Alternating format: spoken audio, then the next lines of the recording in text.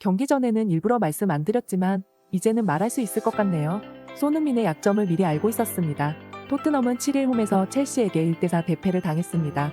10라운드까지 무패 기록을 달려오며 1위를 수성하던 토트넘이었기에 첼시전 패배는 뼈아플 수밖에 없는 상황인데요. 상대팀 첼시는 중위권에 머무르며 부진을 씻어내지 못하고 있었기 때문에 토트넘의 승리를 예측하는 매체와 전문가들이 많았습니다. 하지만 로메로, 우도기의 퇴장 반더벤, 메디슨의 부상 교체로 토트넘은 스스로 무너졌다고 해도 과언이 아닐 정도로 최악의 패배를 하고 말았습니다. 많은 전문가들은 아스톤빌라, 맨시티, 뉴캐슬 등으로 이어지는 빡센 일정에 토트넘의 최대 위기가 도래했다며 걱정을 하고 있습니다. 아무리 주장 손흥민이 활약한다 하더라도 주전 센터백 2명을 모두 잃은 상황에서 작년 수비 호러쇼의 주인공 다이어와 에메르송을 복귀시키는 것은 경기 감각마저도 떨어져 있기 때문에 토트넘 입장에서는 비관적일 수밖에 없을 것 같습니다. 맨시티는 최강의 화력을 뽐내고 있으며 뉴캐슬은 지난 시즌의 대패 악몽이 떠오른다는 토트넘 팬 커뮤니티 반응이 대부분인 상황인데요. 한편 토트넘의 첫 패배를 안긴 포체티노 감독은 경기 후 인터뷰에서 경기 전에는 일부러 말을 아꼈다. 하지만 이제는 말할 수 있을 것 같다. 많은 매체들이 손흥민을 어떻게 막을 것이냐고 나에게 물었다. 그 대답은 이제야 말할 수 있을 것 같다. 나는 손흥민의 약점을 미리 알고 있었다. 라고 말해 영국 현지에서 난리가 났다고 하는데요. 대체 무슨 일이 생긴 걸까요? 이슈왕과 한 걸음 더 들어가 보겠습니다. 이번 첼시전 결과는 토트넘이 동화 같은 우승 스토리를 만드는 데 있어 아주 중요한 기점이었습니다. 토트넘의 초반 흐름은 너무 좋았습니다. 이른 시간에 행운의 선제골을 넣으며 앞서갔는데요. 전반 6분 클루셉스키의 왼발슛이 첼시 수비수 맞고 굴절되면서 첼시 골문으로 들어가 버렸습니다. 곧이어 손흥민의 추가골도 터져 손쉽게 토트넘이 1위를 수성하는 줄 알았지만 VAR 결과 오프사이드로 판별되면서 아쉬움을 삼켜야 했습니다. 하지만 전반 31분 오늘의 경기를 완전히 뒤엎어버리는 사건이 나오는데요. 로메로가 토트넘 페널티 박스 안에서 첼시 미드필더 엔소 페르난데스의 발목 부분을 걷어 차버린 것입니다. VAR실에서는 마이클 올리버 주심에게 온필드 리뷰를 요청했고 올리버 주심은 VAR을 돌려본 후 PK를 선언하며 로메로를 따로 불러 다이렉트 퇴장을 선언했습니다. 당시 토트넘 팬 커뮤니티에서는 큰일이다. 이번 경기는 어떻게 막더라도 다음 경기는 어떻게 할 거야? 지금 센터백 당장 교체할 선수가 누가 있어? 다이어라고? 다이어가 이렇게 다시 필드로 복귀하는구나. 라며 충격적인 반응들이 대부분이었습니다. 토트넘 포스테코글루 감독은 오랜만에 선발 출전한 브레넌 존슨을 빼고 에릭 다이어를 교체에 넣었습니다. 다이어는 올 시즌 첫 출전 기회였는데요. 오랜만에 경기장을 찾은 토트넘의 레전드이자 웨일스 레전드 가레스 베일이 중계 카메라에 포착되며 브레넌 존슨의 교체와 토트넘의 위기 상황에 씁쓸한 표정을 짓기도 했습니다.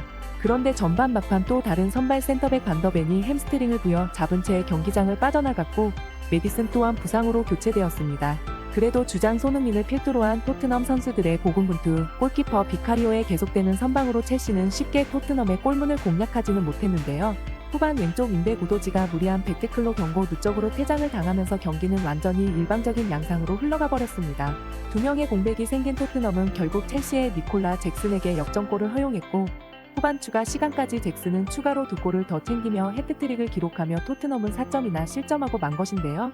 영국 스카이 스포츠의 중계를 맡고 있던 리버풀 레전드 제이미 캐러건은 이 경기는 내가 지난 40년가량 본 축구 가운데 최고의 경기였다. 프리미어리그가 세계 최고의 리그인 이유이며 수많은 사람들이 프리미어리그 경기 티켓을 사는 이유 라고 말했으며 함께 중계하는 맨유 레전드 게리 네빌 또한 마지막까지 미친 경기였다. 포스테코글루 감독은 선수단을 자랑스럽게 여길 것 이라며 토트넘 패배에 박수를 보냈습니다. 포스테코글루 감독 또한 경기 후 인터뷰에서 우리가 어떤 축구를 하는지가 중요하다. 내가 감독으로 있다면 우리 팀 선수가 5명만 남더라도 공격을 할 것이다. 라고 말하며 감독 생활 26년 동안 불리한 판정을 자주 봤다. 그래도 판정은 판정이다. 받아들여야 한다. 라며 경기 소감을 밝혔습니다. 하지만 포체티노 감독은 경기 후 인터뷰에서 상당히 이례적으로 충격적인 인터뷰를 던졌다고 하는데요. 포체티노는 이번 경기 전 많은 매체들과 기자들은 우리의 패배를 기정사실화했었다. 1위인 토트넘을 어떻게 막을 것이며 첼시가 소니를 맡기는 역부족일 것이라며 나를 계속해서 압박했다. 하지만 이게 축구다. 라고 말문을 열며 이제야 말하지만 나는 이길 자신이 있었다. 지금 토트넘의 약점을 누구보다 나는 제대로 파악하고 있었다. 나의 제자이기도 한 소니를 막는 것은 어려운 일이지만 지금 그를 막을 수 있는 유일한 방법을 경기 전부터 알고 있었고 우리 선수들은 내가 준비한 공략대로 잘 이행해 주었다. 라고 대답했습니다. 그리고 그는 이어서 현재 토트넘의 스쿼드는 매우 얇다. 그리고 주전 선수들 대부분은 아직 경험이 어린 선수들이다. 오늘과 같은 큰 경기에서 그들은 분명 압박감을 받을 것이다. 우리는 그 점을 계속해서 이용했다. 생각보다 일이 쉽게 풀렸고 상대 수비수들과 미드필더들은 쉽게 흥분했다. 메디슨의 부상 교체부터 승리를 직감했다. 소니에게 양질의 패스를 넣어줄 선수들이 없자 토트넘의 공격은 막기 쉬웠다. 수비라인이 붕괴될 것을 직감했고 수비라인 붕괴야말로 소니를 막을 방법이었다. 라고 덧붙였습니다. 이와 같은 인터뷰가 보도되자 영국 최대 축구 커뮤니티에서는 포체티노가 토트넘을 잘 알다 보니 정확하게 약점을 꿰뚫은 거네. 토트넘의 벤치 멤버를 보면 지금 문제가 심각하잖아. 선수단 덱스가 얇다는 것을 이용했어. 로메로, 우도기, 비수마 등은 첼시 선수들에게 계속해서 쉽게 흥분했어. 완전히 농락당한 거야. 메디슨, 반더벤이 부상 교체까지 당했으니 저렇게 말할 수 있는 거지만 분명 선수들의 심리전에서 토트넘이 패배한 거야. 포체티노가 토트넘을 이끌었을 때도 선수단이 젊었기 때문에 많이 당해봤을 거야. 다이어, 에메르송, 스킵은 여전히 끔찍했어. 스털링한테 완전히 털렸다고. 토트넘의 앞날에 먹구름이 잔뜩 껴버렸네. 라며 반응했습니다. 한편 토트넘 10월에 골을 수상하며 2연속 수상을 한 손흥민이지만 영국 매체 풋볼 런던은 핵심 선수를 열어밀은 토트넘의 손흥민의 부담이 더 커졌다. 라고 보도하며 광기를 드러낸 로메로와 우도기에 이어서 반더벤과 메디슨의 공백은 손흥민에게 뼈아프기만 하다. 심지어 손흥민은 1월 아시안컵 일정으로 인해 대한민국 국가대표 차출되어야 하기 때문에 그 전에 많은 경기에서 승점을 따내야 하는 상황이었다. 포스테코글루 감독과 주장 손흥민의 머리가 복잡할 것이다. 라고 전했습니다.